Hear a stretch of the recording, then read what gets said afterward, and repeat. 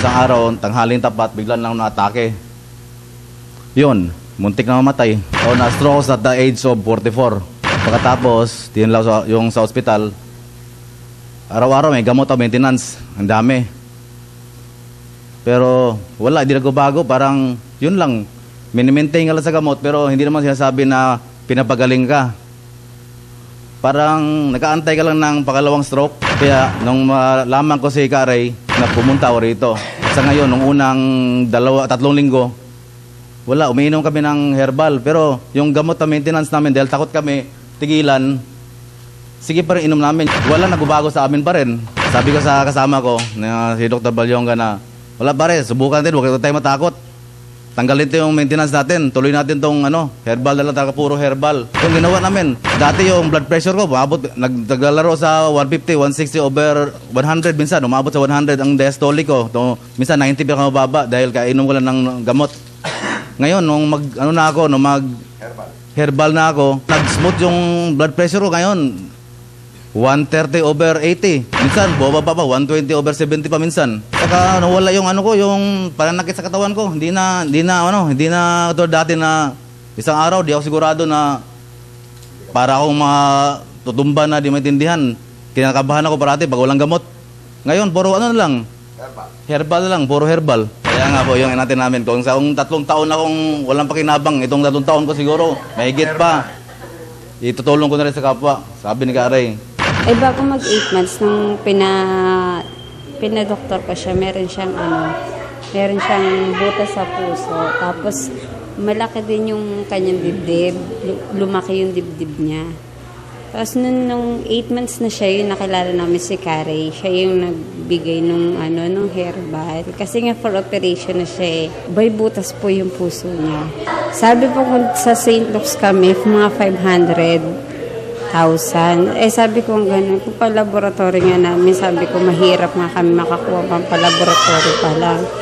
Paano pa yun, sabi ko. Tapos dati kasi siya, yung matamlay, maputla, payat. Lagi lang siyang kalong. Nawalan talaga ako ng pag-asa dahil sabi ko, kahit siguro kanino ako manghiram ng pera, hindi ko mabubuo yung gano'ng kalaking halaga. At saka wala talaga kaming mahihingan ng tulong noong time na yan. Kaya talagang pasalamat ako nung sa ABS-CBN, nakuha kami na adopted ni Karay. After 4 months noon, nung pagkainom niya, dinala ko siya ulit sa doktor. Okay na daw. Okay na daw yung niya. Wala na, yung naghilom na siya. Ilang bote lang yun. Kasi sa kanya dati, yung isang bote niya, dahil maliit pa siya, umaabot yun na 1 buwan. Dati siya, hindi siya ganyang kakaliksi. Kaya malalaman, tapos siya, sakitin siya dati. Ngayon kahit ubos sipon, hindi na rin siya naging malakas na yung immune niya. Tapos yung doon kasi naghilom yung niya. Dapat February operahan siya. Hindi na tinuloy. Oo, hindi na. Ngayon sobra na siyang likot. Silang mawalan ng pag-asa hanggat kaya nilang lampasan ng pagsubok, kaya ng tao yan. Hanggat merong tumutulong ng tao sa paligid natin, siyempre nandiyan ang Diyos, kagapay natin. At yan, kay Karay, subukan nila Ray Herbal. Pagmula po na nagsimula ang Salamat Doc, nagtatampok na po talaga tayo dito ng mga natural na pamamaraan o alternative way of healing or alternative medicine. Yan po ay para may mapagpipilian po tayo at ang ating mga pasyente kung anong pamamaraan ng paggaling ang gusto nila. Kasama po dyan ang mga herbal products o mga sangkap na gawa sa natural na mga bagay. Kasama ko ngayon dito si Karay Herrera, isa siyang herbalist. At siya po ay nagupo ng sakit 20 years ago. At ngayon, siya po ay naka-formulate ng isang uri ng gamot na mula sa mga natural na sangkap. Dahil doon po siya gumaling at nais na po itong i-share naman sa kanyang mga kapamilya o sa ating mga kapamilya. Karoon po ako ng tumor sa likod. Ang sabi ng doktor, kailangan daw mag-chemotherapy ako noon, 1994. Kailangan din daw, at dati na rin po akong nag-i-insulin. At ang blood pressure ko po noon, napakataas. Pag nahilo po ako, saka ko lang po ng aming pinansyal o pera, dumudukdok na lang po ako at naglalaga na lang po ng iba't ibang uri ng halaman na nakapaligid po sa aming bakuran.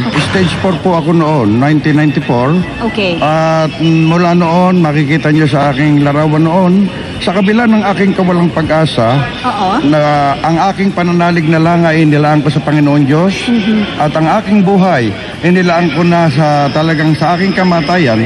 Subalit nasumpungan ko po ang isang hayop na halamang ayong ang kambing. Apo. Lahat ng kinain ng kambing noon, sinubaybayan ko po. At lahat ng kanin niya, hindi ko naman pwedeng kanin, nilaga ko po yon. At yun po ang pinagtsagaan kong inumin sa loob po ng 3 months. Ang abanyong lingkod ay nakarecover. 3 months lang po. 3 buwan lang Kari. po. Okay. Ako po ay nakatindig ng diretso at ako po ay nakalakad. At nang ako'y check upin ng aking doktor noon, ala na yung sinasabi niya, lahat pati blood sugar, blood pressure at yung malignant tumor po Ay nawala? ay nawala. Ngayon ay patuloy na tumutulong sa ating mga kababayan na naniniwala sa natural at organic na mga bagay.